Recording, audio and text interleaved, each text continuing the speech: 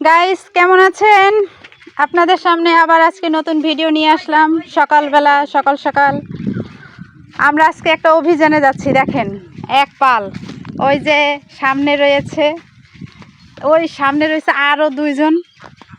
দেখেন আমরা কোন পথ দিয়ে, আঁকা বাঁকা রাস্তা দিয়ে, দেখেন কত অলি গলি, তারপরে উঁচা নিচেও ঠিলা। দেখেন কোন জায়গা দিয়ে, সেই ধান ক্ষেতের পাশ দিয়ে যাচ্ছি। দেখেন ধানের শীষ, দেখেন এই দেখেন ধান হয়েছে, দেখেছেন? দেখেন কত সুন্দর, তাই না?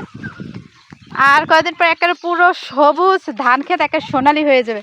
এই দেখেন সুন্দর, এই দেখেন কত সুন্দর আম, দেখেন আমগুলো কত বড় বড় হয়ে গেছে, তাই দেখেন একেবারে আম ভরা প্রচুর। এই যে সিম গাছ, সিম গাছেও সিম, এইগুলো কি চয়ন গে জুলি?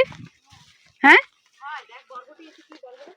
তো তো ভালো, তো ওরা খায় না তাই?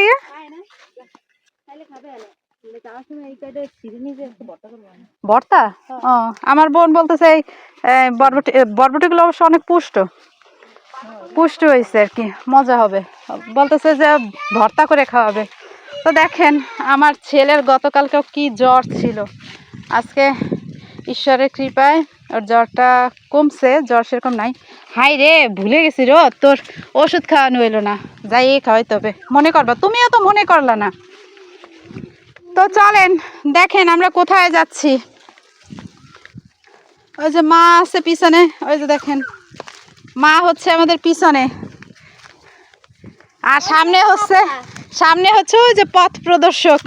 আর দেখেন চলেন আপনাদের আর একটা জিনিস দেখাই সামনের থেকে। কিরে আর একদিনের একটা ভিডিওতে দেখাইছিলাম গোলাপি শাপলা, লাল শাপলা, আপনারা যেটাই বলেন। এই দেখেন, এই যে দেখেন শাপলা দেখছেন? এই শাপলাগুলো হচ্ছে ভোরবেলা যদি ওঠা যায় তাহলে দেখা যায় শাপলাগুলো, ঠিক আছে?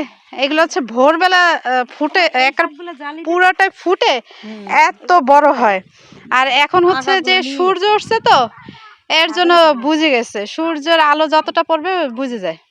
এই জায়গা পুরোটা, এই যে এই জায়গা, এই জায়গা, এই জায়গা পুরোটা লাল শাপলায় ভরা থাকে। লাল শাপলায় মানে বর্ষার সময় না গাইস, শুনছেন? মানে পুরা এই জমি এই পাশ সব জায়গা দিয়ে লাল শাপলায় ভরা থাকে। ও এটা হচ্ছে বিল না? দেখেন কত লাল শাপলা। আপনারা কমেন্টসে জানাবেন আপনাদের ফুলগুলো কেমন লাগতেছে। দুন্দুল বা মধুকুশি কয়। এই যে দেখেন মধুকুশি, আমার কথা বলতে অনেক কষ্ট হয়ে যাচ্ছে। যে মধুকুশি বা দুন্দুল যেটাকে বলে, দেখেন শাপলাগুলা একটু কাছে কাছে থাকলে উঠানো যাইতো, যাওয়ার সময় ট্রাই করবো না। তো আজকে আমার ভিডিওটি এখানে শেষ করি। যারা যারা এত সময় আমার ভিডিওটি দেখেছেন তাদেরকে অসংখ্য ধন্যবাদ দিই। আপনারা ভালো থাকুন, সুস্থ থাকুন।